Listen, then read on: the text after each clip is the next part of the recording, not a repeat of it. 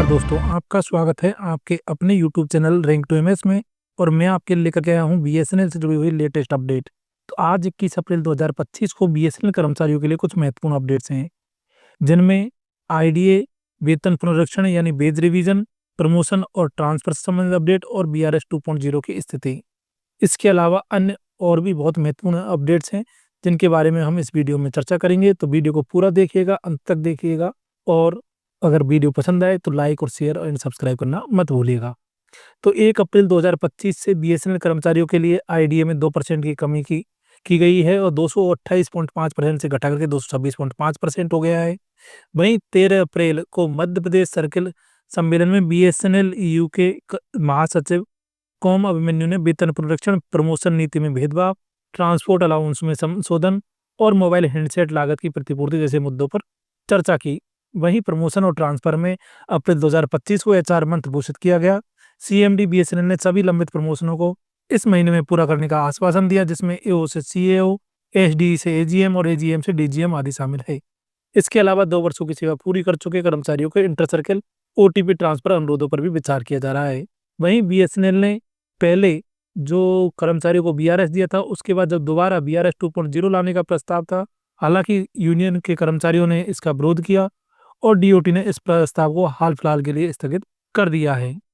अब चलते हैं अगली न्यूज में। जैसे हम बात करें बीएसएनएल के 4G और 5G नेटवर्क विस्तार की योजनाओं की, तो 4G नेटवर्क की अपडेट तो ये है कि बीएसएनएल ने 1 लाख स्वदेशी 4G साइट स्थापित करने का लक्ष्य रखा था, जिनमें से 83,993 साइट स्थापित हो चुकी हैं और 74,521 साइट्स मार्च 2025 तक ऑन एयर हो चुकी हैं। कंपनी का लक्ष्य जून 2025 तक 1 लाख 4G टावर स्थापित करना है। वहीं 5G रोल आउट के लिए बीएसएनएल ने 5G सेवाओं के लिए तैयारियां शुरू कर दी है। जून 2025 तक चुनिंदा शहरों में 5G सेवाएं शुरू करने की योजना है। 5G नेटवर्क को network as a service NaaS model के तहत रोल आउट किया जाएगा, जिसमें टीसीएस और सी.डॉट शामिल हैं। विदेशी वेंडरों की संभावित भागीदारी। सरकार 5G अपग्रेड के लिए विदेशी वेंडर्स को शामिल करने पर विचार कर रही है, क्योंकि स्वदेशी 4G उपकरणों का प्रदर्शन निजी ऑपरेटरों के उपकरणो62 के मुकाबले कमतर माना गया है। वहीं वित्तीय प्रदर्शन और लाभ में 17 साल बाद मुनाफा हुआ है।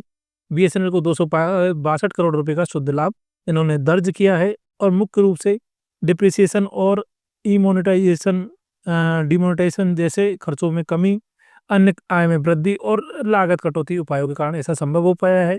राजस्व लक्ष्य रखा है। वित्त वर्ष 2024 में बीएसएनएल का परिचालन राजस्व 19,344 करोड़ रुपए था। कंपनी ने वित्त वर्ष 2025 में से 20% से अधिक बढ़ाने का लक्ष्य रखा है। सरकार ने बीएसएनएल और एमटीएनएल के 4G नेटवर्क विस्तार के लिए 6,000 करोड़ रुपए और बीएसएनएल के लिए अतिरिक्त 6,982 करोड़ रुपए की पूंजीगत व्यय योजना की मंजूरी दी है। वहीं एमटीएनएल के साथ में एकीकरण। एमटीएनएल का प्रबंधन बीएसएनएल के पास 1 जनवरी 2025 से एमटीएनएल की टेलीकॉम सेवाओं का प्रबंधन बीएसएनएल के पास स्थानांतरित हो गया है। इसका उद्देश्य दोनों कंपनियों के संचालन में सुधार और संसाधनों का अधिकतम उपयोग करना है। एमटीएनएल के भारी कर्ज के कारण पूर्ण विलय को स्थगित किया गया था। मुंबई में संपत्ति प्रबंधन। बीएसएनएल और एमटीएनएल मुंबई में संपत्तियों का उपयोग और प्रबंधन के लिए एक समिति गठित की गई है, जिसे राज्य शहरी विकास विभाग, बृहन मुंबई नगर निगम बीएमसी और केंद्रीय दूरसंचार विभाग के अधिकारी शामिल हैं। समिति 4 सप्ताह में अपनी रिपोर्ट सौंपेगी। वहीं भारत नेट प्रोजेक्ट में मिडिल माइल नेटवर्क और दिलीप बिल्डकॉन का ऑर्डर। दिलीप बिल्डकॉन की संयुक्त उद्यम डीबीएल एसटीएल को बीएसएनएल से 2631 करोड़ रुपए का अग्रिम कार्यादेश प्राप्त हुआ है। वहीं ग्राहक हानि। दिसंबर 2024 के TRAI डाटा के अनुसार, ट्राई डाटा के अनुसार बीएसएनएल ने लगभग 3.22 लाख ग्राहकों को खो दिया है। हालांकि यह नवंबर 2024 के 3.42 लाख के नुकसान से थोड़ा कम था। दिसंबर 2024 तक बीएसएनएल के पास लगभग 91.7 मिलियन ग्राहक थे। नेटवर्क स्थिरता में सुधार। बीएसएनएल ने कॉल ड्रॉप और नेटवर्क स्थिरता की शिकायतों को संबोधित करने के लिए कोर इंफ्रास्ट्रक्चर में सुधार किए हैं।